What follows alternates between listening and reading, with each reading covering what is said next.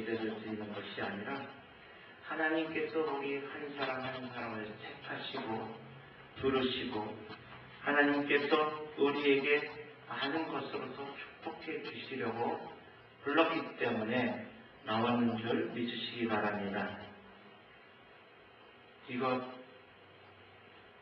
이러한 우리가 예배를 드리는 것, 이러한 것 모든 것이 다 오직 주님의 은혜입니다.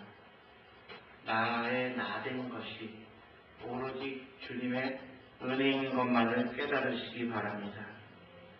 첫째도 주님의 은혜, 둘째도 주님의 은혜, 셋째도 주님의 은혜로 살아가는 우리 성도님들 되시기를 원합니다.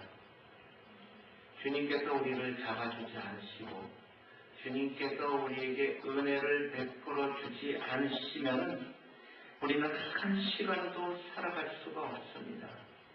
우리는 그 은혜가 있기 때문에 우리가 살아갈 수가 있는 것이고 우리가 이렇게 서 있을 수 있게 되는 것입니다. 저도 하나님 아버지 앞에서 죄인 것을 알고 있습니다. 부족한 것을 알고 있습니다. 주님께서 붙잡아 주지 않으면 쓰러질 수밖에 없는 연약한 인간인 존재입니다. 제가 연약하다는 것은 이미 여러 번 말씀을 드렸죠. 저희 육체 가운데서 성한 것이 한 군데도 없다는 것을 아마 우리 성도님들 더 잘 알고 계실 겁니다. 그럼에도 불구하고 주님께서 이 죄 많은 저를 붙잡아 주시어서 쓰러지지 않게 하여 주시고 이렇게 하나님의 은혜 안에서 살게 해 주시는 것, 그것이 바로 은혜인 것입니다. 우리의 삶에 있어서 일생 동안 지금 이 시간 이 자리에 나와서 살게 해 주신 그것조차도 감사하는 우리 성도님들 되시기를 원합니다. 예수님께서 이 땅에 오셔서 30년 동안 준비하시고 그리고 3년 반 동안 공생애를 펼치시면서 주님께서는 무엇을 하셨냐 하면요, 일단 하나님의 말씀을 전파하셨습니다. 그리고 말씀을 가르치셨습니다. 그리고 병 고치는 사역을 하셨습니다. 마지막으로 피 흘려서 십자가에 돌아가심으로 말미암아 우리들의 죄를 깨끗이 씻어주신 것입니다.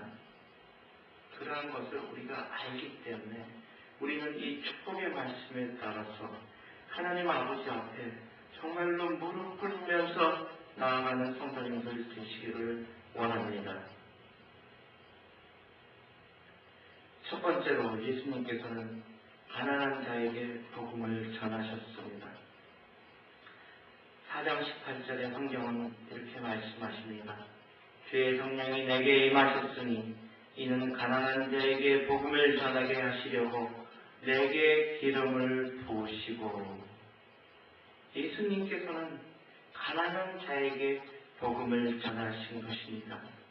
이 세상에 많은 가난한 사람들이 있습니다. 물질이 없는 것을 가난한 사람이라고 하고 있습니다.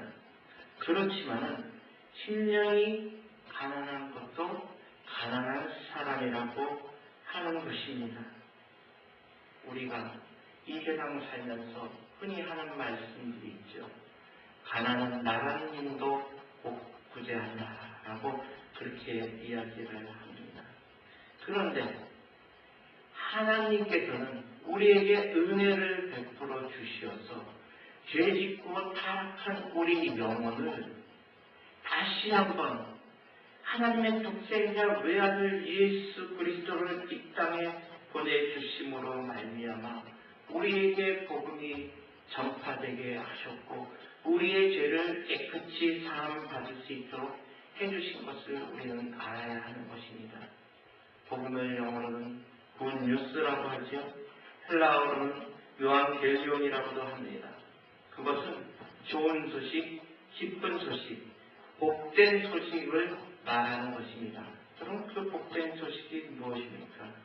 예수 그리스도가 우리의 구세주가 된다는 것, 그것이 바로 축복의 소식인 것입니다. 예수님께서는 설교하신 동네가 40일 기도하시고 마귀의 시험을 이겨내시고 첫 번째로 가셔서 설교하신 동네가 바로 유대 나라의 빈민촌인 나사렛이었습니다. 거기에는 가난하고 홀벗고 굶주리고 죄짓고 불의한 자, 도망나온 자, 로마 정부에 대항해서 무장한 자, 이러한 사람들이 모여든 것이 바로 나사렛이었습니다. 그러한 곳에 예수님께서는 오셔서 어려운 형편에 처한 자들에게 복음을 전하셨습니다. 그러한 사람들은 물질의 어려움도 있지만 사람들에게 천대를 받게 되는 것입니다. 아니, 물질 없는 것도 서러운데 왜 사람들은 없는 사람들을 그렇게 천대를 하는지요? 그런데요, 주님께서는 그 사람들에게 병들고 약하고 연약하고 문제가 있는 사람들에게 찾아가셔서 사랑의 복음, 치료의 복음을 전하셨던 것입니다. 이 복된 소식을 그들이 듣고서는 그들은 변화가 되었습니다. 하나님의 놀라운 축복을 그들은 받게 된 것입니다. 고린도후서 8장 9절에 우리 주 예수 그리스도의 은혜를 너희가 알거니와 부요하신 이로써 너희를 위하여 가난하게 계시는 그의 가난으로 말미암아 너희를 부요하게 하려 하심이라. 예수님께서 우리의 가난과 질병과 고통과 죄까지 모두 다 짊어지시고 십자가에 달려서 돌아가신 것입니다. 그런데 그 주님을 믿음으로 말미암아 우리는 바뀌게 되는 것입니다. 제 아버님께서 행성에서 강원도 행성이라는 곳에서 처음 개척하였을 때 그 동네는 정말로 아주 가난하고 힘든 동네였습니다. 어린 아이들조차도 먹을 것이 없고 일을 해야 되기 때문에 그 아이들이 학교를 가지 못하고 돈을 벌여야 했고 농사 짓는 것을 도와줘야 하는 그러한 곳이 바로 횡성 지역이었습니다. 지금은 횡성이 교통이 좋아져서 아주 좋은 곳이 되었지만 그때 당시만 해도 굉장히 어려운 곳이었습니다. 그런데 그곳에 가셔서 교회를 개척하시고 그곳에서 야간교를 개설하셔서 고등공민학교를 열으시고 그곳에서 아이들을 데려다가 공부를 가르치시고 성경 말씀을 가르침으로 말미암아 그 사람들이 가난의 굴레에서 벗어나서 복음의 길로 들어가고 축복의 길로 들어가게 되는 그러한 역사가 일어나는 사람들로 변화가 되었던 것입니다. 그렇습니다. 주의 복음이 들어오면 우리의 삶 속에 있어서 가난은 물러가는 것입니다. 주님은 어려운 자들, 가난한 자들에게 오셔서 복음을 전하셨습니다. 심령이 가난한 자들에게서 오셔서 복음을 전하였습니다. 심령이 가난하다는 것은 마음이 겸손하다는 것을 말씀합니다. 늘 은혜를 사모하는 것을 말씀하는 것입니다. 오늘 교회에 나올 때 그냥 무작정 억지로 나오셨습니까? 아니지 않습니까? 은혜를 사모하여서 나오지 않았습니까? 저도 부족하고 여러분들도 부족하고 다 부족한 사람들입니다. 하나님께서 그러한 부족한 사람들에게 은혜를 베풀어 주셔서 우리에게 말씀하셔서 살게 해주시는 것입니다. 승리할 수 있도록 해주시는 것입니다. 하나님 아버지, 우리에게 순간순간 은혜를 베풀어 주시옵소서. 하나님 아버지, 우리에게 하나님 아버지의 성령이 임하셔서 함께하여 주시옵소서라고 기도하시기를 원합니다. 마음속에는 순간순간 억울하고 분하고 이렇게 하면 안 되는데 이렇게 했으면 되는 것인데 하는 그러한 인간적인 마음이 넘쳐나지만 순간순간 시험을 받고 어려움을 받고 천대함을 받을 때마다 목구멍까지는 그것에 반박하는 그러한 이야기가 나오려고 하지만 내가 낮아져야지, 하나님의 은혜 안에서 살아야지, 내가 부족하지 하는 그러한 은혜를 우리가 받았기 때문에 지금까지 살아올 수가 있었던 것입니다. 마태복음 5장에는요, 심령이 가난한 자는 복이 있나니 천국이 그들의 것이며 심령이 가난한 자는 천국을 복으로 받는다고 말씀을 하십니다.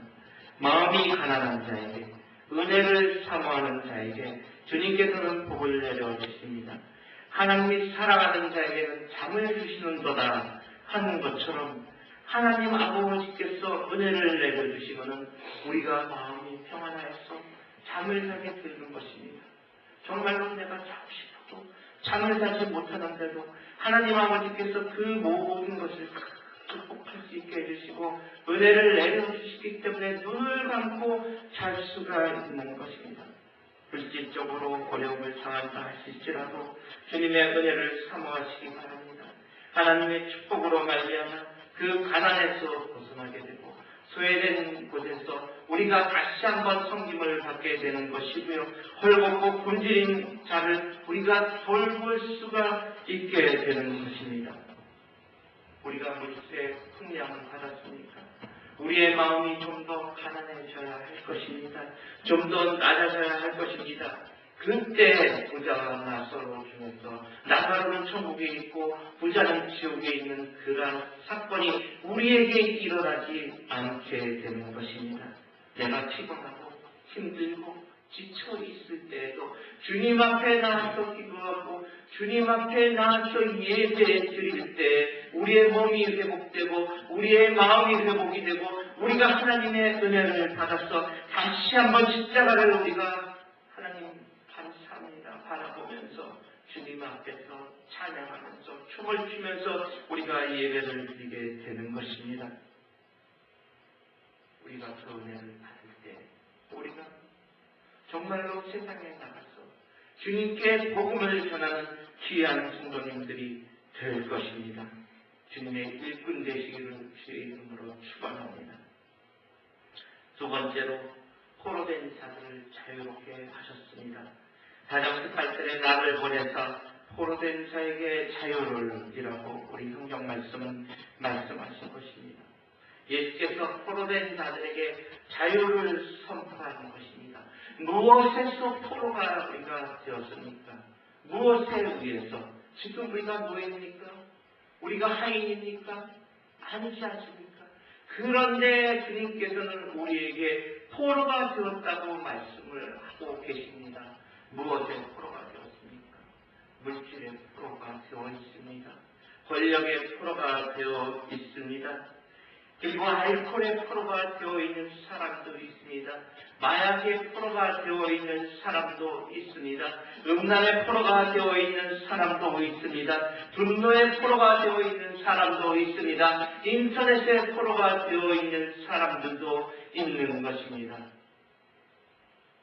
때로는 내 자녀가 우상이 되어서 그 자녀의 포로가 되어 있는 사람도 있는 것입니다. 요즘 세상에 보니까는요, 누구나 다 하나씩 손에 휴대폰을 가지고 다니면서 그 휴대폰으로 인터넷을 하고 그 휴대폰을 통해서 사람들이 그곳에 빠져들어가는 것을 볼 수가 있습니다. 게임에 빠져들어가고요, 도박에 빠져들어가고요, 음란에 빠져들어가고요, 채팅에 빠져들어가는 것을 볼 수가 있는 것입니다. 이것이 바로 포로가 되는 것입니다. 우리의 인간의 힘으로는 그것에서 빠져나올 수가 없지만 오직 주님의 공로를 의지할 때 그 모든 것에서 빠져나올 수가 있게 되는 것입니다. 사도 바울은 로마서 7장 19절에서 20절에 내가 원하는 바 선은 행하지 아니하고 도리어 원하지 않은 바 악을 행하는도다. 만일 내가 원하지 아니하는 그것을 하면 이를 행하는 자는 내가 아니요 내 속에 거하는 죄니라. 바로 죄가 우리 안에 들어와 있기 때문에 우리는 그것에서, 그 포로된 그것에서 우리가 벗어나게 되지 못하는 것입니다. 오라, 나는 공고한 사람이로다. 이 사망의 몸에서 누가 나를 건져내랴. 아무리 우리가 몸부림친다고 해도요, 나의 의지를 가지고서는 그것에서 벗어날 수가 없는 것입니다. 그렇지만 한 가지, 그 해결 방법은 오직 주님의 보혈 건너를 의지하면은 그곳에서 죄와 절망에서 노여함을 얻게 되는 것입니다. 예수님만 영접하고 나아갈 때, 우리가 하나님 앞으로 나아갈 때 그 모든 것이 우리를 풀어주게 되는 것이고, 우리가 자유케 되는 것이고, 그 포로의 결박에서 우리가 해방이 되는 것입니다. 존 요한 웨슬리 목사님은 이렇게 얘기합니다. 예수님은 더 이상 인간을 죄의 노예로 남겨두지 아니하고 죄로부터 해방시키시는 분이라고 말씀을 하십니다. 그렇습니다. 우리가 예수님을 믿기만 하면은 일제 36년의 압박에서 우리가 해방되었듯이 우리도 죄에서 해방되어서 영원한 하늘나라로 갈 수 있게 되는 것입니다. 사람은 스스로를 변화시킬 수가 없습니다.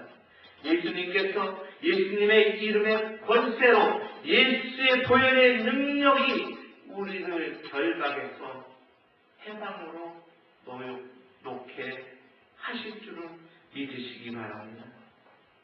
세 번째로 눈먼 자를 다시 보게 하십니다. 예수님은 눈먼 자를 보게 하셨습니다. 시각장애인인 거지 바디메오가 예수님이 지나간다는 소식을 들었습니다. 이미 소문으로 들어서 예수께서 말씀으로 치유한다는 사실을 들었고, 많은 눈먼 자를 고쳤다는 이야기도 들었고, 중풍병자, 문둥병자, 죽은 자도 살렸다는 그러한 이야기를 들은 바디메오가 예수님께서 지나간다는 소리를 들으니까 이렇게 소리쳤습니다. 다윗의 자손 예수여, 나를 불쌍히 여겨 주시옵소서. 머시옵니, 나를 불쌍히 여겨 주시옵소서. 그러니까 주위에 있는 사람들이 시끄럽다, 거지 주제, 눈먼 자 주제, 조용히 해라, 예수님께서 지나가시는데 이렇게 소리를 치고 난리냐. 그래도 바디메오는 더 큰 소리로 외쳤습니다. 다윗의 자손 예수여, 나를 불쌍히 여겨 주시옵소서. 예수님께서 그 소리를 들으셨습니다. 이건 사람들에게 저 소리치는 자를 데리고 와라, 데리고 와라. 예수님께 다가간 바디메오가, 예수님, 제가 보기를 원합니다. 예수님께서 내 믿음대로 될지어다, 그렇게 이야기를 하고, 바디메오가 예수님을 만났을 때 눈을 뜨게 된 것입니다. 요한복음 9장을 보면요, 나면서부터 맹인되었던 자, 눈먼 자 되었던 자가 눈을 뜨는 장면을 우리는 볼 수가 있습니다. 그는 눈을 떴을 뿐만 아니라 눈을 뜨면서 예수 그리스도께서 하나님의 아들이심을 깨닫게 하여 주셨습니다. 요한복음 9장 39절에 예수께서 이르시되 내가 심판하러 이 세상에 왔으니 보지 못하는 자들은 보게 하고 보는 자들은 맹인이 되게 하려 하니라 하시니라. 아니, 눈 뜬 자들이 왜 맹인이 되어야 합니까? 눈먼 자들은 왜 눈을 떠야 합니까? 그것은 바로 실제로 우리들 가운데에서 영적인 세계를 보지 못하는 자들이 많기 때문에 그 영적인 세계를 보지 못하는 것, 그것이 바로 눈먼 자들보다도 더 못한 것이라는 것을 말씀을 하신 것입니다.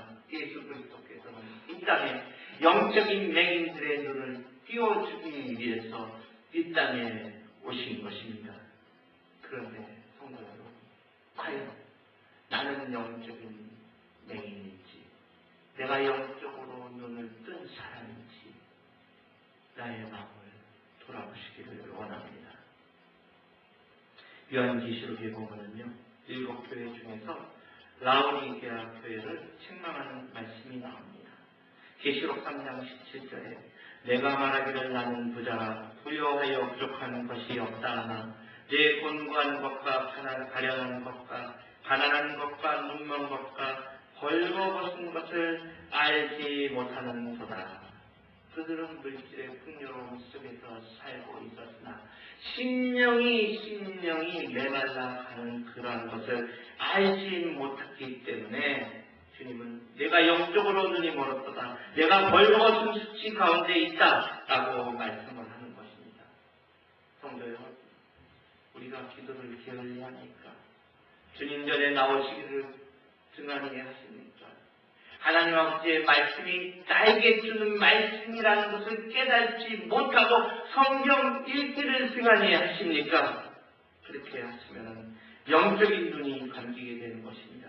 영적인 눈이 감길 때 사탄은 우리를 끌어서 지옥으로 데려가는 것입니다. 우리는 물질이 풍요하다고 해서 이 미국 땅에서 산다고 해서 주님 말씀이 우리에게 다가오지 않고 그냥 옛날에 있었던 이야기다라고 생각하는 그러한 생각을 버리시기를 바랍니다. 열왕기하 6장을 보니까요. 엘리야를 잡으려고 아람 군대가 와가지고 도단성을 둘러싸는 그러한 장면이 나옵니다. 이 군인들이 첩첩이 성을 둘러쌌을 때 아침에 사환이 나가서 보니까 내려왔어요.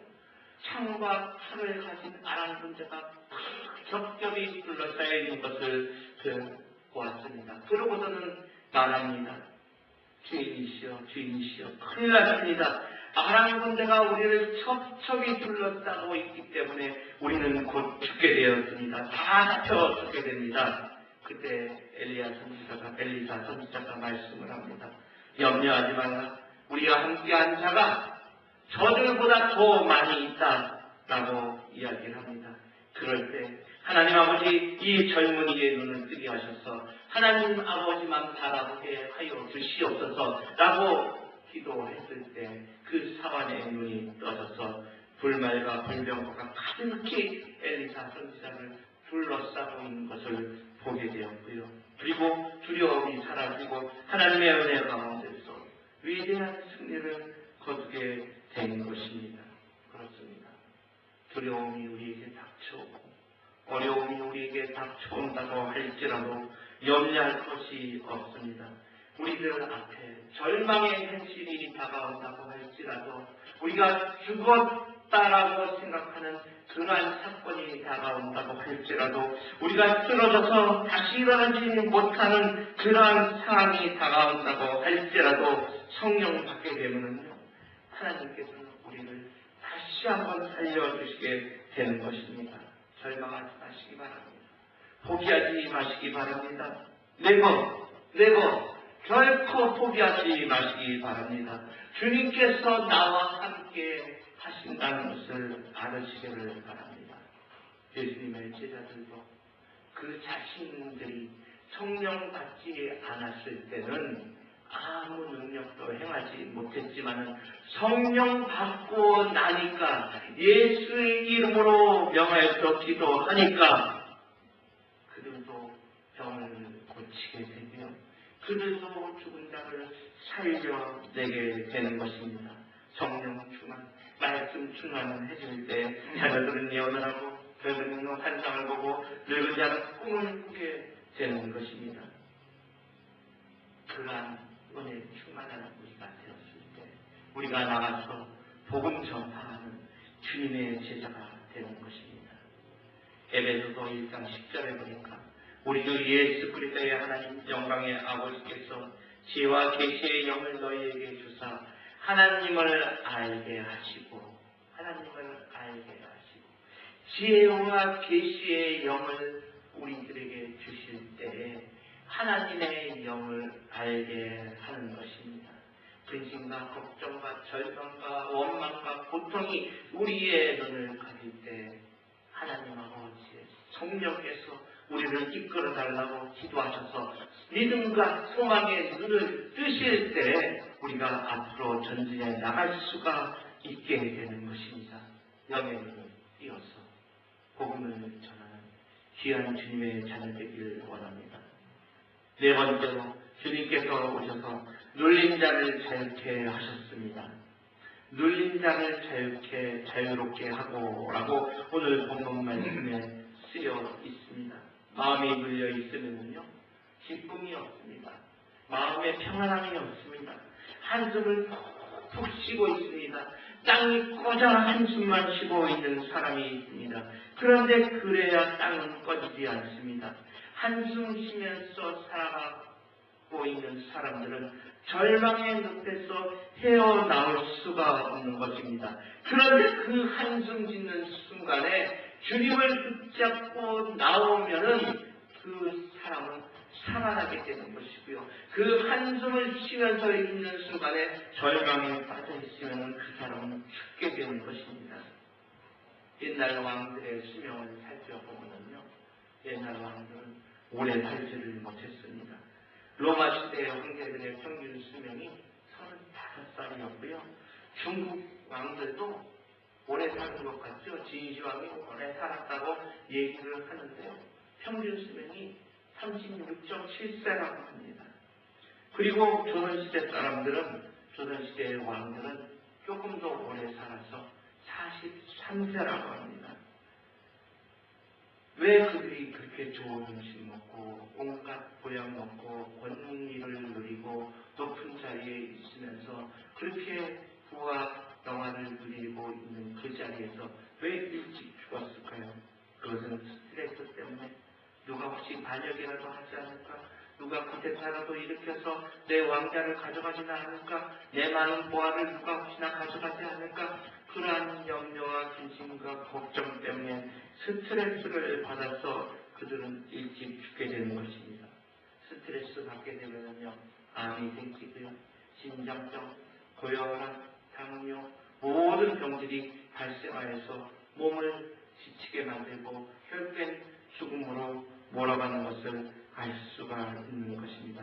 오직 예수 그리스도의 보혈의 공로를 능력을 힘입을 때 그 모든 것이 사라질 수가 있는 것입니다. 모든 근심은 떠나갈지어다, 스트레스는 떠나갈지어다 라고 주 예수 그리스도의 이름으로 명하는 성도님들 되시기를 원합니다.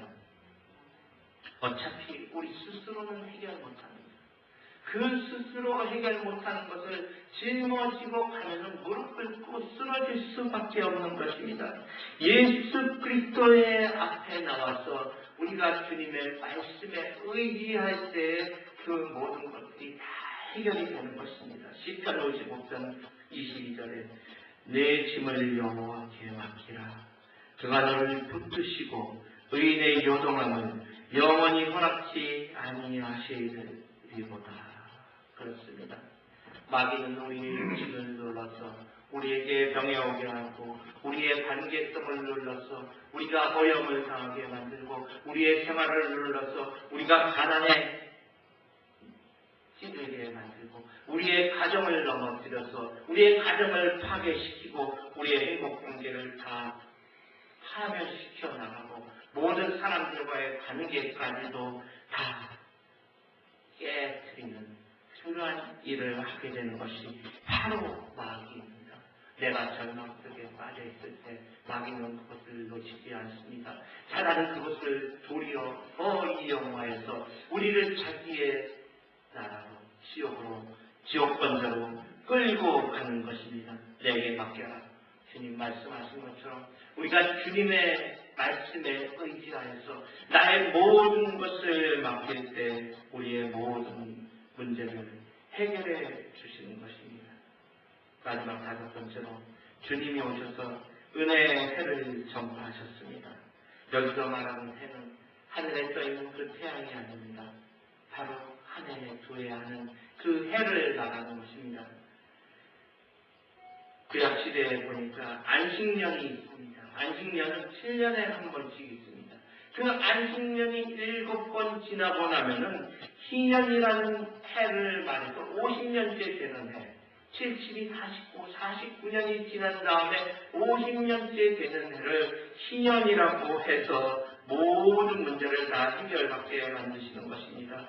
빚을 남에게 노예로 팔려갔던 사람, 그 노예로 팔려갔던 사람이 빚을 상환받고 노예로부터 자유하게 되는 것입니다. 그리고 빚 때문에 넘어갔던 토지도 다시 돌려받게 되는 것입니다. 은혜의 해를 선포하면은 그 순간에 주님의 은혜의 나팔 소리가 울려 퍼지게 되는 것이고요. 하나님의 은혜의 나팔 소리를 들을 때 우리는 해방을 받게 되는 것입니다.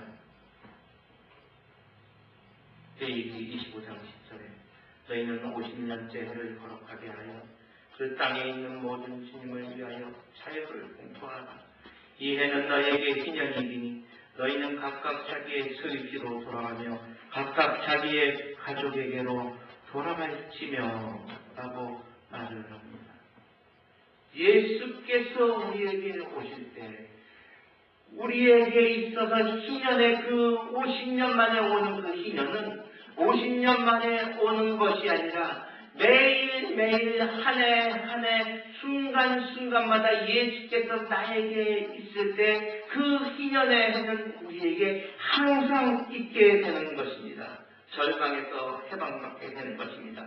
모든 질병의 고통에서 해방받게 되는 것입니다. 모든 어려움에서 해방받게 되는 것입니다. 찬양에 있는 것처럼 나 자유함 얻었다, 나 자유 얻었네, 너 자유 얻었네 하는 그러한 것처럼 우리 안에서 자유함을 얻을 수가 있을 것입니다.